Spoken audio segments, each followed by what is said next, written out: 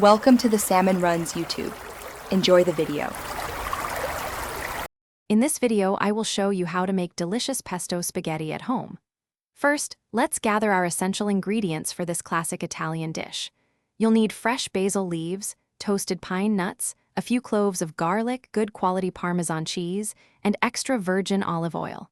For the pasta, choose a high-quality durum wheat spaghetti. Having everything ready makes the cooking process smooth and enjoyable, ensuring a fantastic meal.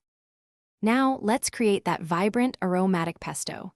In a food processor, combine your fresh basil, toasted pine nuts, garlic cloves, and a small pinch of salt.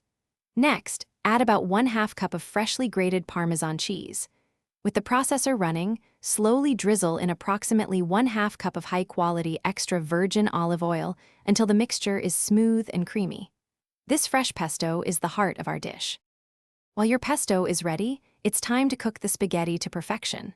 Fill a large pot with water, add a generous amount of salt, and bring it to a vigorous rolling boil. Add about 8 ounces of spaghetti, ensuring it's fully submerged. Cook the pasta according to the package instructions until it's perfectly al dente, meaning it's firm to the bite. Remember to reserve about 1/2 cup of that starchy pasta water before draining. Finally, let's bring it all together for a truly delightful meal. Once your spaghetti is cooked, drain it well and immediately transfer it to a large serving bowl.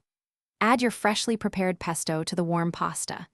Gently toss everything together, ensuring every strand is beautifully coated. If the sauce seems a little thick, add a splash of that reserved pasta water to achieve a wonderfully creamy consistency. Serve immediately, perhaps with a sprinkle of extra Parmesan and a few fresh basil leaves. Thanks for watching. Consider subscribing if we helped you.